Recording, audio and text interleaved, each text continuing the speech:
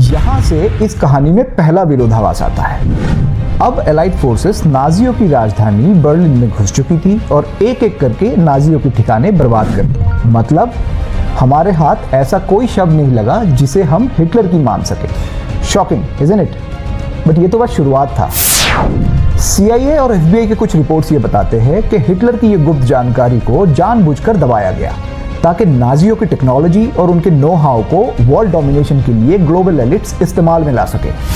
Lofts ने दावा किया कि CIA और FBI को हिटलर की उस सजाई हुई मौत की कहानी के बारे में पूरी जानकारी थी और उन्होंने उस इंफॉर्मेशन को जानबूझकर दबाया। इस न्यूज़ ने पूरे विश्व को हिला दिया। दुनिया को यह बताया गया कि हिटलर ने आत्महत्या कर ली है, लेकिन क्या सच में? आइए पता लगाते हैं। 30 अप्रैल सन 1945 बर्लिन का युद्ध अपने चरम पर था। चारों तरफ धमाके हो रहे थे। सोवियत रेड आर्मी अब हिटलर के बंकर से बस कुछ ही कदम दूर तक पहुंच चुका था। और तभी एक खबर आती है। This is London calling. Here is a new flash. The German radio has just announced Hitler is dead. I repeat that. The German radio has just announced that Hitler is dead.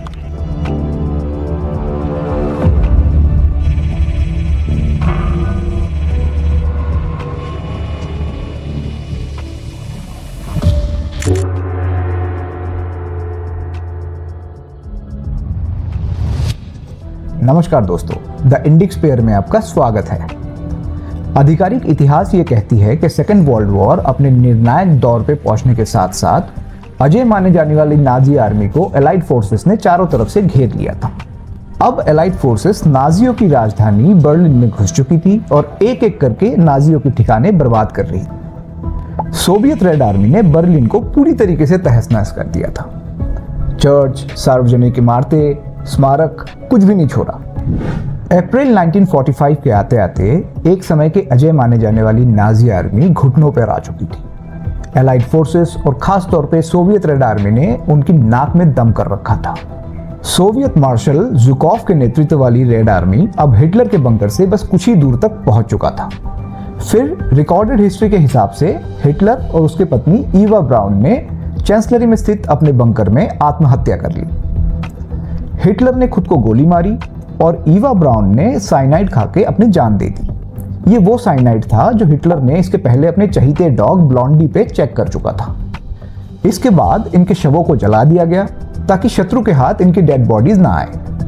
Martial ज़ुकॉव, जिनके leadership में Soviet red army ने Berlin पे जीत हासिल करी थी, उन्होंने 1945 में एक प्रेस कॉन्फ्रेंस में ये कहा, and I quote, "we have found no corpse that could be Hitler's."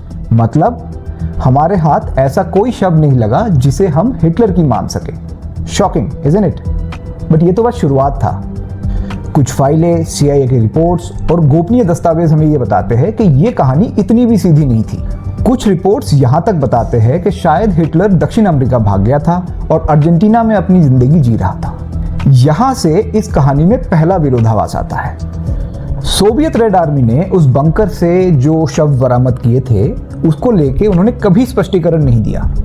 यहाँ तक कि हिटलर की खोपड़ी जो उस बंकर से मिला था और जिसको अवशेष माना जा रहा था, बाद में DNA परीक्षण में वो किसी महिला की निकली। 2009 में रूस ने अपने संग्रहालय में रखी हिटलर की खोपड़ी के टुकड़े का DNA टेस्ट करवाया और जो खुलासा हुआ उसने पूरी कहानी बदल दी। DNA किसी पुरुष का नहीं बल्कि एक अज्ञात महिला का था। तो सवाल उठता है कि हिटलर की असली खोपड़ी कहाँ गई? इतिहासकार और रिसर्चर्स ने जब ये वैलिड सवाल उठाए तो सोवियत सरकार ने इसकी कभी भी स्पष्ट आंसर नहीं किया और वहीं से सारी डाउट्स और कॉन्स्पिरेसी थ्योरीज की शुरुआत हुई। दूसरे विश्व युद्ध के खत्म होते ही USA ने पेपर क्लिप्स नाम का एक सीक्रेट मिशन चलाया। इस मिशन के तहत 1600 नाजी साइंटिस्ट्स, टेक्नीशियंस और इंजीनियर्स को USA लाया गया। इनमें वर्नर फॉन ब्राउन जैसे वैज्ञानिक भी थे जिनकी मदद से अमेरिका ने अपना स्पेस प्रोग्राम शुरू किया। वॉन ब्राउन को एक तरह से नासा का जनक भी कहा जा सकता है। बहुत से विशिष्ट लोगों का ये भी मानना है कि अमेरिका की टेक्नोलॉजिकल मार्बल्स जैसे कि विश्व का सबसे पहला स्टेल्थ बॉम्बर, मिसाइल्स, रेडार्स, इनकी उत्पत्ति नाजियों की टेक्नोलॉजी से ही हुआ। सिर्फ काइनेटिक वेपन्स ही नहीं, नाजियों से अमेरिकन्स ने medical science, biological and psychological weapons का ब्लूप्रिंट भी लिया। बहुत से लोगों का ये भी मानना है कि एरिया 51 की ज़्यादातर टेक्नोलॉजीज नाजियों से होते हुए अमेरिका तक पहुंची। अमेरिका ने नाजियों की स्पाई नेटवर्क और उनकी स्पाइंग टेक्नोलॉजी का भी खूब फायदा उठाया, लेकिन ये ऑपरेशन केवल वैज्ञानिकों तक सीमित नहीं था। CIA के डिक्लासिफाइड फाइल्स और डॉक्यूमेंट्स हमें ये बताते हैं कि हिटलर का नेटवर्क दक्षिण अमेरिका तक फैला हुआ था और उसी नेटवर्क ने हिटलर की मौत को पर्दे में रखा। अब कहानी अर्जेंटीना पहुंचती है, जहां पे 1945 के बाद बहुत सारे नाजी अधिकारी और अफसर रहस्यमयी तौर पे नजर आने लगे। और आपको शायद जान के हैरानी होगी कि 1955 के CIA के क्लासिफाइड डॉक्यूमेंट्स ये बताते हैं कि एंडीज माउंटेन रीजन में हिटलर को देखा गया है। वो भी तब जब आधिकारिक तौर पे हिटलर की मौत को 10 साल से ज्यादा हो चुके थे। CIA की रिपोर्ट्स में ये भी दर्ज है कि अर्जेंटीना में कई गुप्त बंकर और गांव थे जहां नाजियों को शरण मिली थी, और इन इलाकों में हिटलर जैसे दिखने वाले एक शख्स को काफी बार देखा जा चुका था। इजराइल के मोसद ने एडोल्फ आइकमैन, जो कि हिटलर का एक काफी करीबी अफसर था, उसको अर्जेंटीना में 1960 में गिरफ्तार किया और इजराइल लाके उस पर मुकदमा चलाई और फांसी दी। पर सवाल ये उठता है कि एडोल्फ आइकमैन जैसी एक वॉर क्रिमिनल जो हजारों ज्यूज की मौत के जिम्मेदार था, अगर वो इतने सालों तक अर्जेंटीना में रह सकता है तो क्या वहाँ पे हिटलर भी सुरक्षित रह सकता था? लेकिन कहानी यहीं खत्म नहीं होती। इस रहस्य के पीछे थे कुछ ऐसे ग्लोबल एलिट्स जिनके लिए सेकेंड वर्ल्ड वॉर के बाद दुनिया का कंट्रोल ज़्यादा इम्पॉर्टेंट था। CIA और FBI के कुछ रिपोर्ट्स ये बताते हैं कि हिटलर की ये गुप्त जानकारी को जानबूझकर दबाया गया ताकि नाजियों की टेक्नोलॉजी और उनके नो हाउ को वर्ल्ड डोमिनेशन के लिए ग्लोबल एलिट्स इस्तेमाल में ला सके। कई इतिहासकार ये मानते हैं कि ग्लोबल एलिट्स, वॉल स्ट्रीट और यहाँ तक कि चर्च के भी एक सेक्शन इसमें शामिल था, और शायद हिटलर का भाग जाना इसी वैश्विक योजना का हिस्सा था। अब कहानी जुड़ती है अमेरिकाज़ नाजी सीक्रेट से। ये एक किताब है जिसको US में एक टाइम पे बैन कर दिया गया था, जिसको लिखने वाले अमेरिकी जासूस और वकील जॉन लॉफ्ट्स थे। जॉन लॉफ्ट्स ने उस किताब में CIA और अमेरिकन सरकार द्वारा नाजियों को बचाने और हिटलर की उस बंकर से भाग जाने की कहानी को छिपाने का दावा किया। लॉफ्ट्स ने दावा किया कि CIA और FBI को हिटलर की उस सजाई हुई मौत की कहानी के बारे में पूरी जानकारी थी और उन्होंने उस इंफॉर्मेशन को जानबूझकर दबाई। लॉफ्ट्स के अनुसार युद्ध के बाद USA और CIA ने हिटलर के पूरे नेटवर्क, टेक्नोलॉजी और इंफॉर्मेशन को भुनाने के लिए इस जानकारी को छुपाए रखा। और अगर ये कहानी में कोई सच्चाई है तो इसी वजह से CIA और अमेरिकी सरकार ने हिटलर की जीवित होने की न्यूज़ को दबा दिया और वो इतिहास के पन्नों में दफन हो गया। तो क्या हिटलर सच में अर्जेंटीना भाग गया था, या ये सिर्फ एक साजिश की परतें हैं जो दुनिया से आज भी छुपी हुई है? और अगर इस कहानी में कोई सच्चाई है तो क्या दुनिया को आज तक ये इतनी बड़ी सच्चाई जिससे हमारी पूरी रियलिटी चेंज हो सकती है? आफ्टर सेकेंड वर्ल्ड वॉर जो भी हम हिस्ट्री जानते हैं सेकेंड वर्ल्ड वॉर के बारे में, इसकी पूरी परसेप्शन चेंज हो सकता है इस एक न्यूज़ के सच होने पे। तो क्या इस न्यूज़ को इसी वजह से हमसे जानबूझकर छुपाया गया? और अगर ये कहानी सच है तो क्या इसका मतलब ये है कि दशकों तक दुनिया को गुमराह किया गया?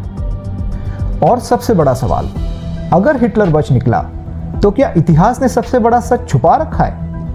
दोस्तों, अगर आप लोगों ने इस वीडियो को यहाँ तक देखा है तो इसका मतलब है आप भी हिस्ट्री में रुचि रखते हैं। ऐसे में मेरा आपसे ये रिक्वेस्ट है कि इस पर्टिकुलर कहानी के बारे में जितना हो सके रिसर्च करिए, अलग अलग लेख पढ़िए, बुक्स पढ़िए, because this is a very important story.